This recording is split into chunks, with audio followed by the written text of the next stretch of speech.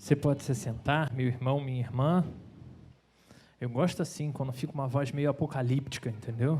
Fica um negócio marcante, assim. É a voz do Senhor falando com você, meu irmão. Assim é bom.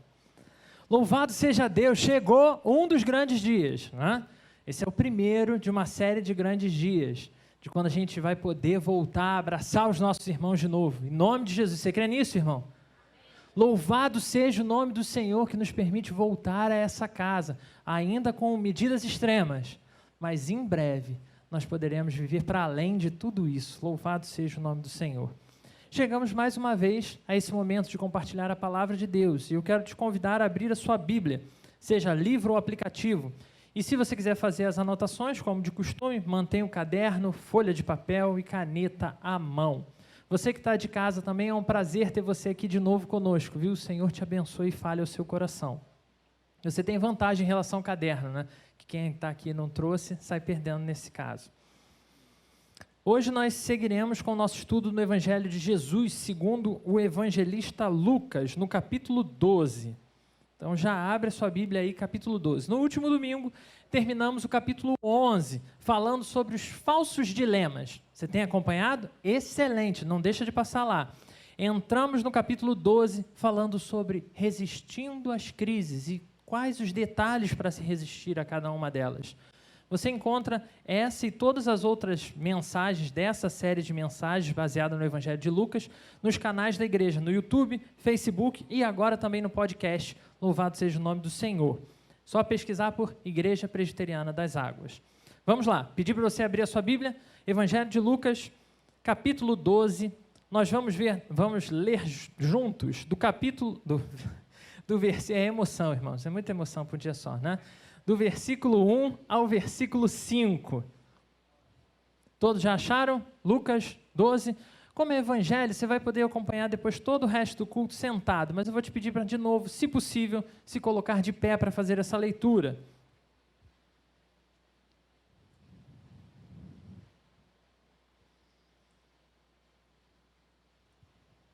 Diz assim a palavra do Senhor. Vamos juntos? Nesse meio tempo, tendo se juntado uma multidão de milhares de pessoas... Eu acho que eu botei outra versão, né? Me desculpa, irmão, você pode sentar. Desculpa, foi vacilo meu. Pode acompanhar sentado, porque eu botei outra versão. Só para dificultar um pouquinho. É para tornar mais emocionante. Diz assim a palavra do Senhor, segundo a versão NVI, Nova Versão Internacional. Nesse meio tempo, tendo se juntado uma multidão de milhares de pessoas, a ponto de atropelarem umas às outras, Jesus começou a falar primeiramente aos seus discípulos, dizendo: tenham cuidado com o fermento dos fariseus, que é a hipocrisia. Não há nada escondido que não venha a ser descoberto, ou oculto que não venha a ser conhecido. O que vocês disseram nas trevas será ouvido à luz do dia, e o que vocês sussurraram aos ouvidos dentro da casa será proclamado dos telhados. Eu lhes digo, meus amigos, não tenham medo dos que matam o corpo, e depois disso, nada mais podem fazer. Mas eu lhes mostrarei a quem vocês devem temer.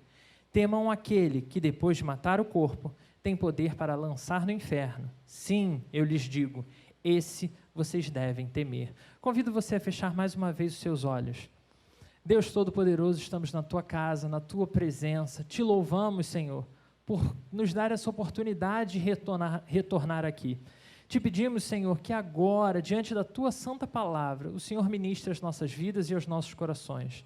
Ajuda-nos, Senhor, a olhar para o Evangelho de Jesus e ser de fato impactado pela Tua palavra e sairmos daqui diferentes para a Tua honra e para a Tua glória, em nome de Jesus. Amém. Já pela manhã, se você acompanhou a pregação do pastor Jackson, ele nos expôs exatamente sobre esse capítulo 12, só que em outros versículos, e a gente conversou sobre o reino, a ansiedade e os saltos de fé. Agora a gente vai seguir olhando ainda, né, para esse mesmo capítulo 12, outros versículos, identificando algumas questões básicas. Se você quiser mais detalhes sobre os 3 primeiros versículos, a gente tem uma outra mensagem já salva também lá nos nossos canais. No entanto, é importante observarmos, capítulo 12, a primeira coisa que fica óbvia é: existe um fermento do mal em ação no mundo. Você acompanhou na sua Bíblia? Segundo Jesus, esse fermento com poder de azedar a minha e a sua vida se chama hipocrisia. Através da hipocrisia, fica fácil viver uma vida onde reinam a mentira e a egolatria, que é a capacidade de estarmos tão fechados em nós mesmos e adorando tanto a nossa autoimagem que a gente perde essa conexão com as outras coisas e pessoas, inclusive com Deus. No versículo 2, nós vemos o alerta de que mesmo os anseios e desejos de pecar mais secretos, mais íntimos, são do conhecimento do nosso Deus que vê e conhece todas as coisas. Mesmo os pecados que já nem percebemos mais quando eu e você cometemos, Ele sabe, Ele vê. Mesmo pecados que já nos acostumamos a repetir sem nenhuma dor na consciência, Jesus alerta que não só continuam sendo pecado, como Deus o Pai conhece detalhadamente cada uma das nossas falhas. Uma roupa de hipocrisia pode sim esconder milhares e milhares de pecados de homens e mulheres, mas jamais esconderá nada de Deus. No versículo 3, terminamos no ápice de um alerta sombrio de Jesus, e esse é um capítulo que Jesus é bem sombrio nas exposições, onde ele diz: vocês serão perseguidos, até mesmo quando estiverem dentro das suas próprias casas. Vocês serão perseguidos, servos do Senhor serão perseguidos. Quem já tomou uma boa corrida, e aqui a experiência fala alto, né, irmãos? Quem já tomou uma boa corrida de um cachorro bravo, sabe exatamente o desespero que é. Talvez no seu caso, o cachorro bravo não seja bem um animal, mas sim uma pessoa. E isso não torna as coisas nem um pouco mais fáceis, pelo contrário, coloca a gente ainda mais em pânico.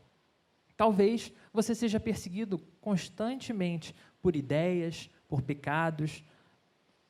Nesse caso, a sedução por correr, em vez de ser fugindo, a sedução de correr na direção desse pecado e abraçá-lo, muitas vezes é ainda mais fácil ou mais tentador do que a própria perseguição.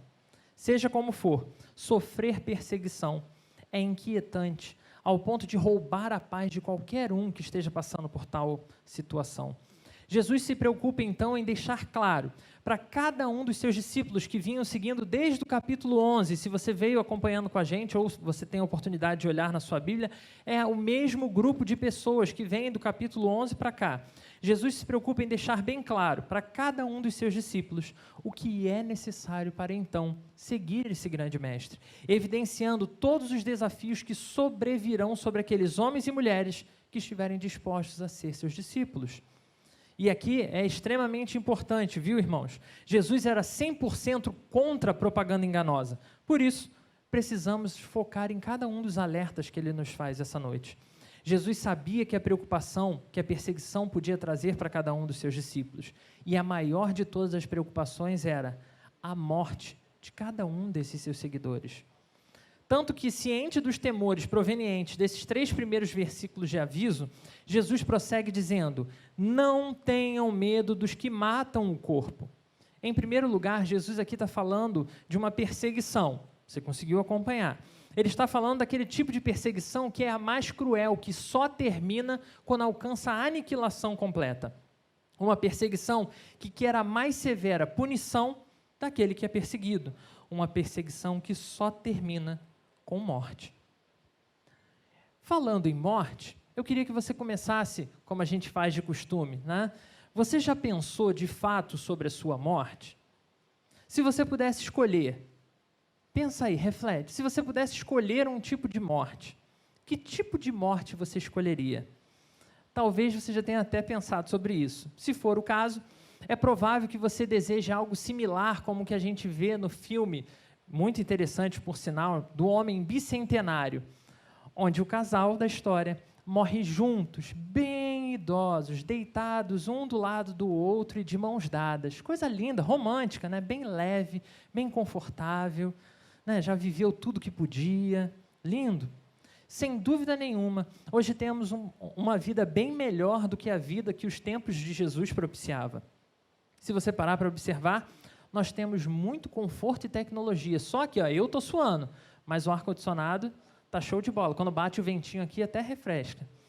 Nós temos água encanada para tomar banho. Já parou para pensar que invenção maravilhosa foi essa? Principalmente no Rio de Janeiro. Nós temos ventiladores para refrescar os nossos dias e até ar-condicionados, temos geladeiras, temos diversas invenções incríveis que facilitam a nossa vida. Temos tratamentos e medicamentos para quase todo e qualquer tipo de doença e dificuldade. A medicina avança cada dia mais e mais, surpreendendo e prolongando a vida do homem, mesmo em situações extremas. Coisas impossíveis na época de Jesus se realizam hoje com apenas um clique. Você quer saber como é que anda o Japão? Puxa o seu smartphone, clique, você vê ao vivo como está o Japão. Temperatura no deserto do Saara, clique de novo e você tem essa informação. No Núcleo dos Jovens, que acontece todos os sábados, nós temos estudado o Catecismo Nova Cidade, que foi organizado pelo pastor Tim Keller. Excelente indicação, já toma nota aí para você dar uma conferida depois, meu irmão, minha irmã. E na pergunta 1, né, a primeira pergunta dele, a gente encontra a seguinte questão: qual é a nossa esperança na vida e na morte?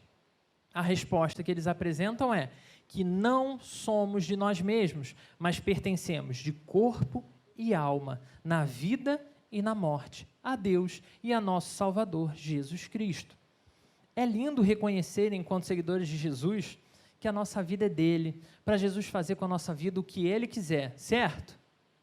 Certo, irmãos? É lindo reconhecer isso? Mas é isso que você realmente pensa? É nisso que você realmente acredita, que é lindo ter a sua vida nas mãos de alguém conduzindo todas as decisões? Ou a vida com Jesus só é linda se Ele nos der cada vez mais facilidades? Queremos passar pela vida sem dor e sem qualquer sofrimento, de preferência sem enfrentar lutas. E toda a tecnologia disponível, muitas vezes, acaba desviando o nosso foco. Toda essa tecnologia acaba nos acostumando com apertar botões e a gente acaba achando que Deus é apenas mais um desses botões que eu posso simplesmente, quando preciso, saco do meu bolso e aperto. Nos esquecemos que Ele é o Deus Todo-Poderoso, Deus soberano, e o tratamos como um dispositivo para suprir meras necessidades, ou digo além, meros caprichos do nosso coração. É possível que essas facilidades que temos hoje tenham sim nos desviado do que é a nossa única esperança na vida e na morte, que é exatamente o fato de que eu e você pertencemos a Deus e a Jesus Cristo. Ele controla a nossa vida, Ele controla a nossa morte. Mas a impressão que tenho é que em algum momento foi fechado um acordo com Deus, de maneira que eu cuido da minha vida e Deus fica responsável então por cuidar da minha morte.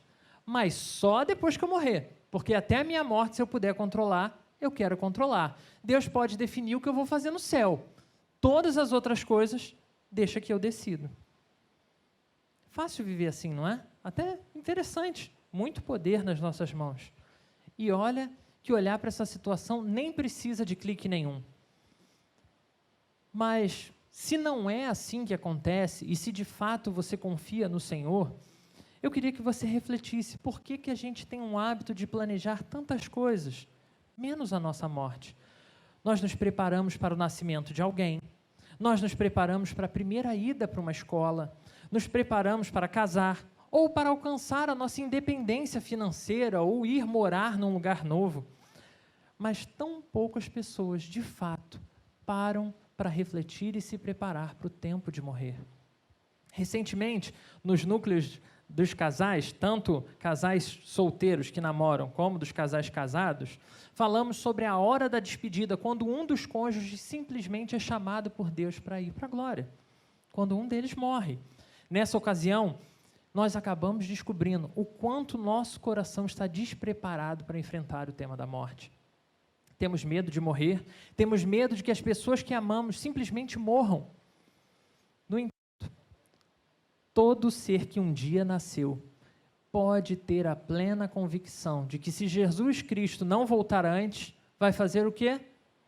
Mais cedo ou mais tarde, vai morrer. Mas vivemos como, primeiro, se Jesus não fosse voltar nunca. E segundo, vivemos como se não fôssemos nem mesmo morrer nunca. Se a perseguição já era um tema difícil, a morte é um tema ainda mais difícil e muito mais doloroso, não só para mim, não só para você, mas para diversos homens e mulheres por toda a terra. Aqueles discípulos de Jesus, eles foram perseguidos pouco tempo depois desse discurso do Mestre, mas com perseguições que terminaram envoltas. Se você pesquisar, tem até um livro muito bom que eu queria sugerir, que é As Catacumbas de Roma, que fala bastante sobre essa situação. As perseguições desse público que ouvia Jesus terminam em torturas, apedrejamentos, esquartejamentos, enforcamentos, devorados por fera, afogados, decapitados. Foi bom esse jeito de morrer? Muitos desses homens e mulheres foram os mártires. Todos eles, grande parte desses mártires, tiveram mortes extremamente dolorosas e perversas.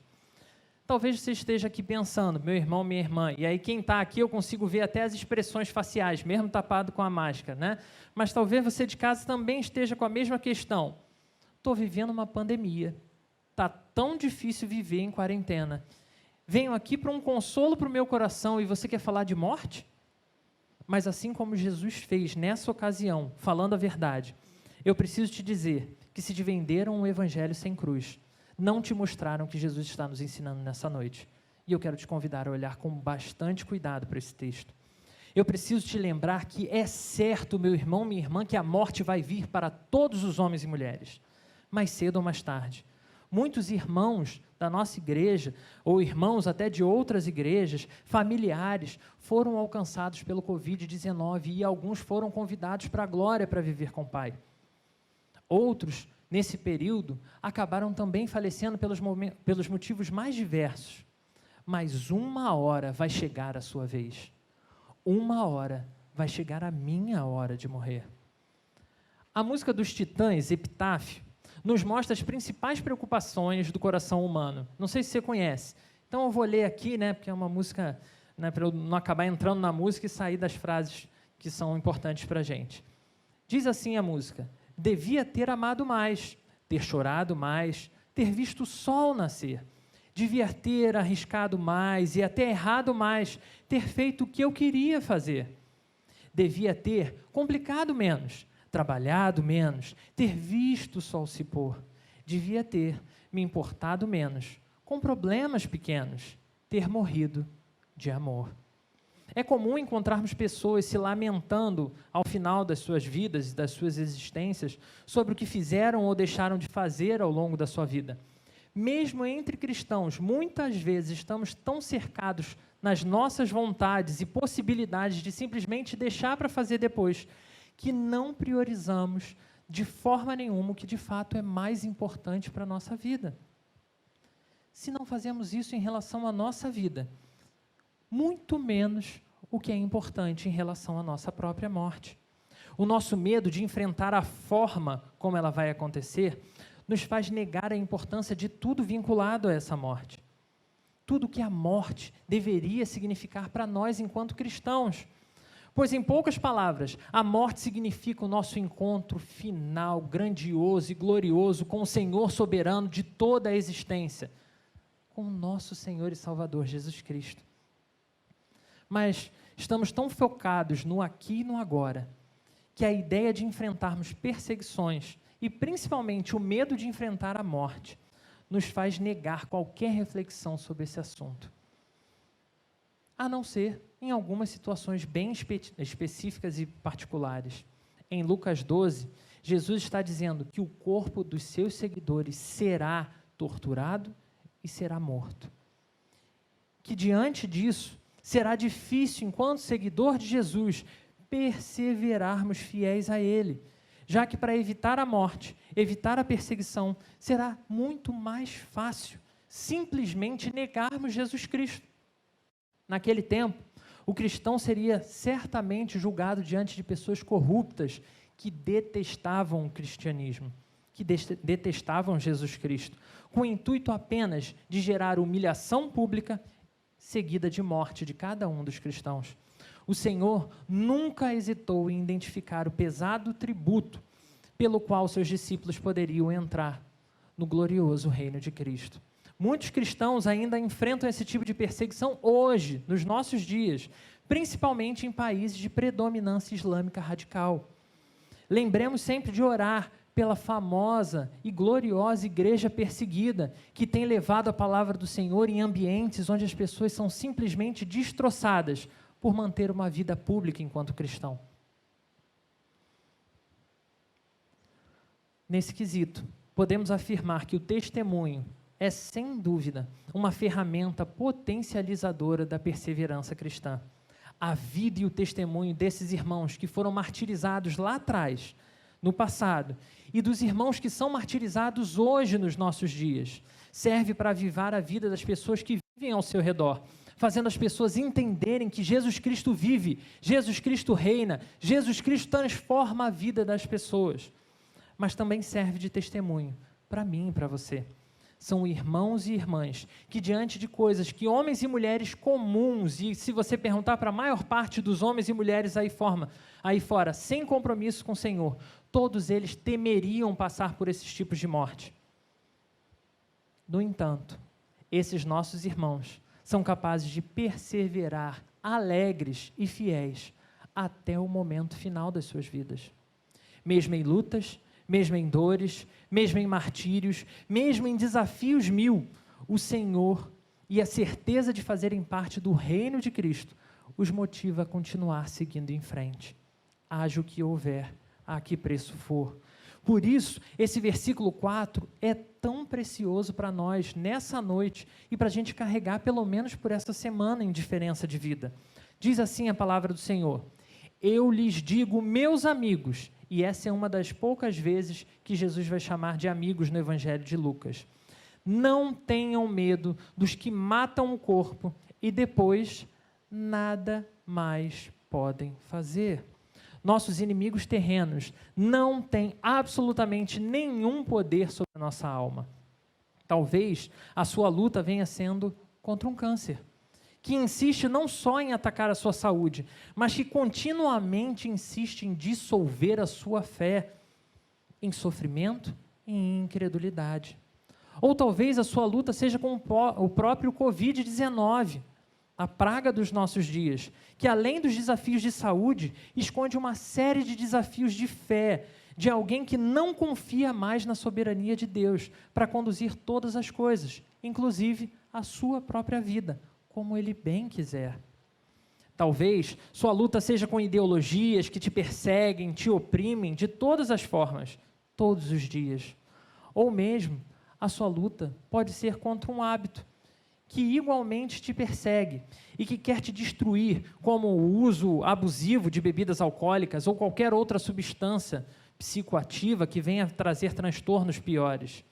Talvez a única luta e perseguição que você, meu irmão, minha irmã, esteja enfrentando seja a luta contra o seu próprio pecado. Essas e muitas outras são lutas que nos oprimem diariamente. Todas elas, de alguma forma, podem levar a mim e a você ao nosso limite. Todas essas lutas têm potencial para colocar a nossa fé em dúvida, colocar a nossa fé contra a parede. Ao realizar a maravilhosa oração sacerdotal, que você pode conferir em João 17, especificamente nos versículos 15 ao 18, nosso Senhor diz o seguinte: não rogo que os tireis do mundo, mas que os protejas do maligno. Eles não são do mundo, como eu também não sou. Santifica-os na verdade. A tua palavra é a verdade. Assim como me enviaste ao mundo, eu também os enviei ao mundo. Ser discípulo de Jesus não significa não ficar doente, pelo amor de Deus. Ser discípulo de Jesus não significa viver só vitória de glória em glória. Ser discípulo de Jesus significa, sim, entender que nós somos ovelhas que foram enviadas para um mundo repleto de lobos, como falamos recentemente, quando estudamos o capítulo 9. Ser discípulo de Jesus significa viver cada dia das nossas vidas diante da séria possibilidade de ser desafiado por tudo ou todos ao nosso redor. Ou mesmo ser desafiados pelos nossos próprios pensamentos. Quantas vezes? Mas acima desses desafios, ser discípulo de Jesus significa, pela graça que nos foi concedida por Deus, ser capacitado a permanecer firme e fiel até o fim, seja qual for o seu fim. Jesus nos garante que todos esses sofrimentos que nos oprimem, que nos perseguem, que nos fazem mal, um dia chegarão ao fim. Toda perseguição vai acabar. Todo medo, toda morte tem seus dias contados. Portanto, não devem ocupar o patamar principal do nosso coração. Essas coisas não devem nos atemorizar ou sequer tirar o nosso sono. Esses inimigos, embora nos oprimam sim em vida, em morte nada mais poderão fazer. Chegamos assim ao versículo 5 do capítulo 12 de Lucas, onde Jesus diz: mas eu lhes mostrarei a quem vocês devem temer. Temam aquele que, depois de matar o corpo, tem poder para lançar no inferno. Sim, eu lhes digo, esse vocês devem temer. Ler esse texto me traz à memória uma história que eu ouvi ainda na sala de aula no seminário. Não foi o senhor, tá? Pode ficar tranquilo, mas um outro grande pastor. Na ocasião, esse pastor ele nos conta a história de um pastor narrando uma situação em sua igreja. E ele diz o seguinte, que pouco tempo depois de voltar de um abençoado retiro de carnaval, ele foi procurado por um jovem casal de namorados. Você já imagina o que aconteceu? Durante a conversa, os jovens apaixonados revelam que aproveitaram o retiro e as brechas entre as programações para manterem relações sexuais.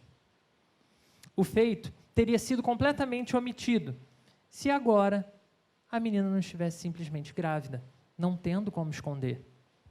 O amoroso e tranquilo pastor se volta para sua mesa e joga todas as coisas no chão e com a voz exaltada imediatamente diz: por gentileza, tirem suas roupas e façam sexo aqui na mesa na minha frente.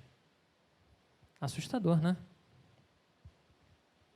Me mostra aqui como vocês fizeram. Ambos os jovens, assim como grande parte das pessoas aqui, pela sobrancelha deu para ver, né? Ambos os jovens ficaram chocados com aquilo e começaram a se vitimizar diante do pastor. Que pastor grosseiro! Eu venho buscar ajuda e age assim.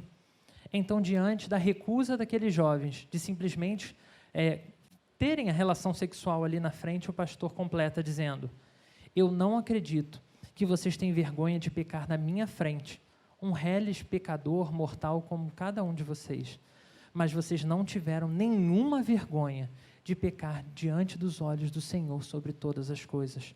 O Senhor soberano, que fez os céus e a terra, que a tudo governa, que tudo vê. E vocês se sentiram muito confortáveis em pecar diante dos olhos desse Senhor.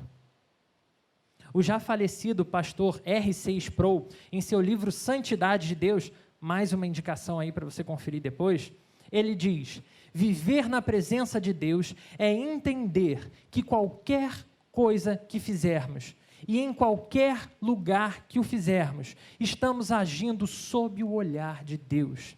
Deus é onipresente, isso é, Ele está em todos os lugares. Não há nenhum lugar tão remoto que possamos escapar do seu poderoso olhar penetrante. Sproul, assim como o pastor da história, que eu acabei de contar, concordam com Jesus sobre quem, de fato, eu e você devemos temer na forma como seguimos a nossa vida. Mas, infelizmente, muitas vezes, nós preferimos viver como se Deus não existisse ou como Ele simplesmente não se importasse com o que eu e você fazemos no nosso dia a dia. Talvez você tenha ficado chocado com a história, como eu falei, como eu também fiquei a primeira vez que eu ouvi. Mas é exatamente assim que eu e você nos comportamos. Cada uma das vezes que escolhemos abrir mão de obedecer ao Senhor Todo-Poderoso, simplesmente para garantir um mero e passageiro prazer. Cada vez que optamos por defender o nosso bem-estar, ainda que isso signifique ter alguma vantagem ou conquistar algum livramento, todas as vezes estamos optando por agir exatamente como esse casal. A perseguição humana e até os nossos maiores medos relacionados com esse mundo precisam ser menos temidos do que o temido juízo de Deus e a própria apostasia em relação ao Senhor, o abandono da fé, de crer que o Senhor é bom, de crer que Ele é soberano sobre tudo. Mas continuamos vivendo como se Deus tivesse se tornado simplesmente um pai babão, daquele que não repreende, daquele tipo que não controla nada, apenas ama, apenas abençoa. Jesus está dizendo que, embora homens possam até tomar para si o poder de tirar a vida de alguém, inclusive de outros homens, ou inclusive da sua própria vida, é Deus quem decide quem vive e quem morre. E ainda que Deus permita que alguém morra, apenas Ele tem o poder de decidir para onde a alma de cada um de nós vai. Então, por que nos preocupamos tanto com o que as pessoas ao nosso redor pensam de nós?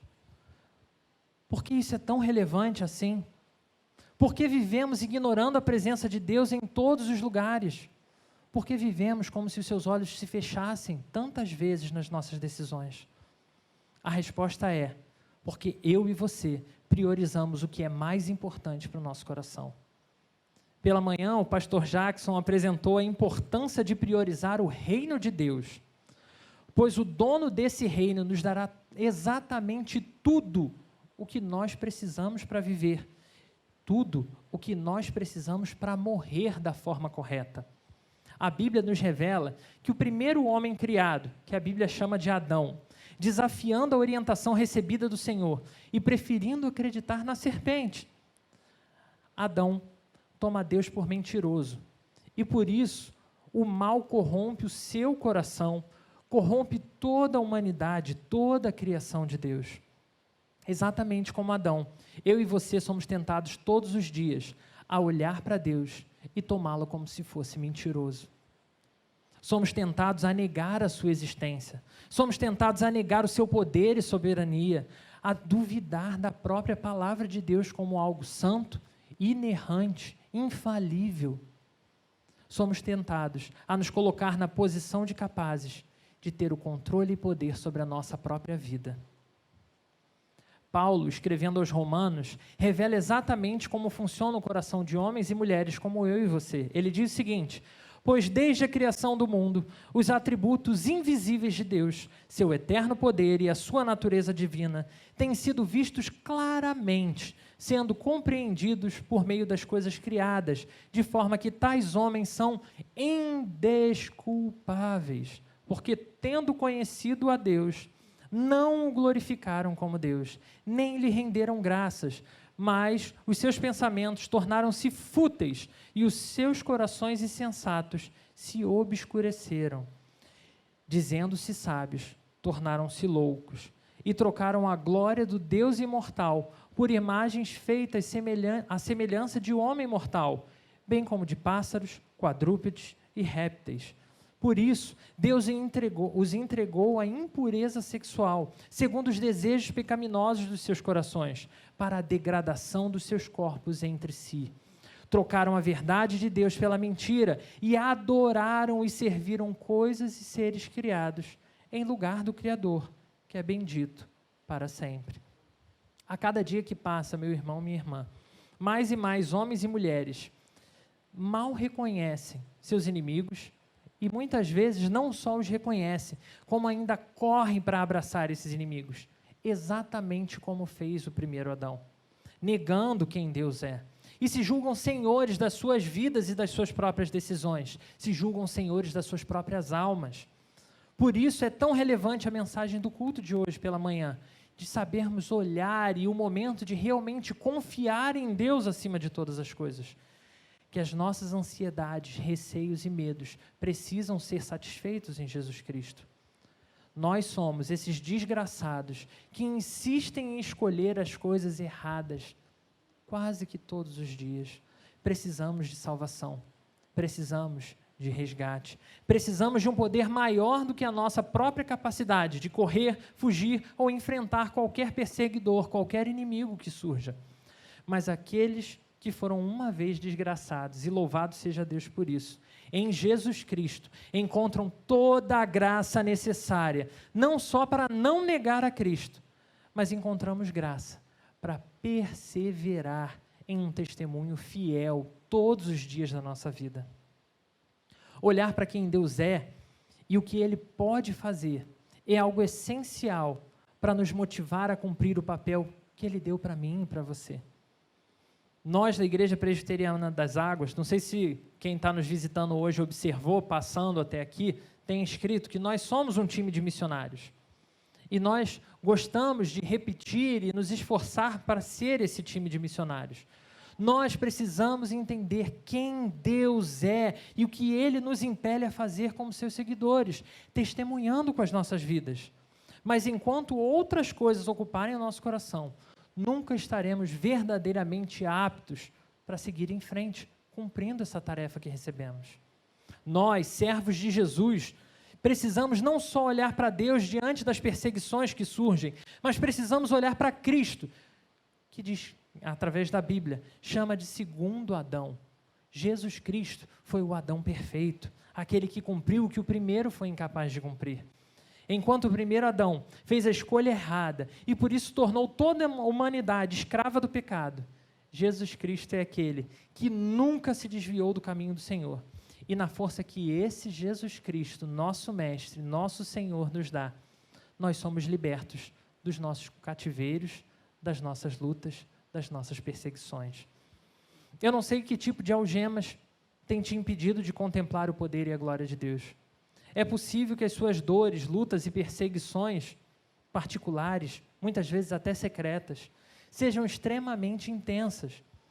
É possível que nessa dor e sofrimento seja extremamente difícil olhar e reconhecer que um Deus que nós somos incapazes de ver, que é invisível aos nossos olhos, está cuidando de todas as coisas. Talvez seja difícil imaginar que depois da morte ainda exista algo. Porém, eu preciso te dizer que a palavra usada aqui no texto para inferno, e isso é de uma extrema valia para nós, é uma palavra que simbolizava um vale específico, uma região específica lá próxima de Jerusalém. Um vale de sofrimento, onde em tempos pagãos, o povo de Israel, no auge da sua desobediência, sacrificava seus próprios filhos a deuses em troca de bênçãos dos deuses pagãos. Assim como Adão sacrificou uma vida plena, santa, pura, completa diante de Deus, esses homens sacrificavam seus filhos para obter favores que poderiam torná-los especiais. Assim como esses homens, eu preciso te perguntar, você está disposto a sacrificar a sua eternidade em troca de favores e vantagens momentâneas? O que mais você tem sacrificado ao longo da sua vida e da sua história em prol de manter o controle da sua vida nas suas mãos? Jesus Cristo, o perfeito Adão, foi capaz de, em uma suprema prova de amor, caminhar pela dolorosa jornada da cruz. Ele se sacrificou para que nele, eu e você, fôssemos verdadeiramente livres, livres das algemas, livres do medo, livres da morte eterna, fôssemos livres para adorar de todo o nosso coração ao nosso Senhor. Você que me assiste daqui ou de casa, ou pelos canais da igreja, depois desse momento de culto, qual Adão nessa noite você está disposto a seguir? Qual deles será a referência para suas decisões? Você se mantém afirmando que decide e que controla a sua própria vida? No entanto, se o Senhor te chamar ainda nesse instante, como você pretende justificar as suas decisões? Te convido hoje a colocar a sua vida totalmente nas mãos do nosso Senhor soberano, que não só vê todas as coisas, mas tem poder para dar vida e também para tirá-la, de acordo com o seu querer e a sua vontade. Te convido então a entregar o seu coração para o Senhor que pode determinar o seu destino eterno. Te convido a todos os dias, diante de toda e qualquer perseguição, testemunhar que você serve ao Senhor Jesus Cristo, aquele que te livrou dos seus pecados, que te fez filho de Deus e que nessa noite te capacita a viver uma autêntica vida de testemunha viva de Jesus. Um testemunho autêntico, fiel e honrado para a glória do nosso Deus. Pode ser que hajam perseguições. Pode ser que nos falte força para encarar os nossos inimigos assim que sairmos daqui. Pode ser que até eu e você venhamos a sucumbir. mas a garantia que é colocada diante dos nossos olhos é a perspectiva do Cristo, não só morto, mas ressuscitado, à direita do Pai, de braços abertos, dizendo: vem, filho amado, vem, filha amada, chegou a hora do seu gozo eterno.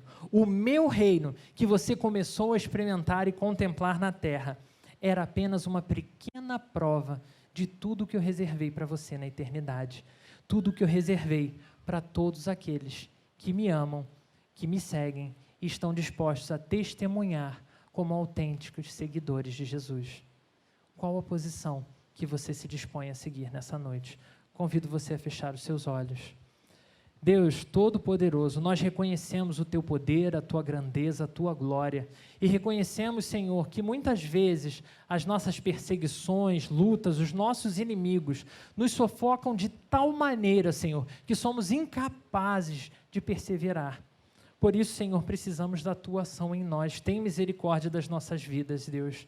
Por favor, assim como o Senhor fez, nos resgatando, nos salvando, transformando o nosso coração, te pedimos que seja o Teu Santo Espírito, Pai, a nos renovar, a nos dar disposição, para mesmo diante das mais terríveis dores, reconhecer que o Senhor reina sobre tudo, sobre todos, e o Teu nome há de ser mantido santo em toda e qualquer circunstância. Que assim, Senhor, a nossa vida não só Te glorifique, mas também sirva de testemunho para todas as pessoas ao nosso redor, para a honra e glória de Jesus Cristo, hoje e sempre. Amém.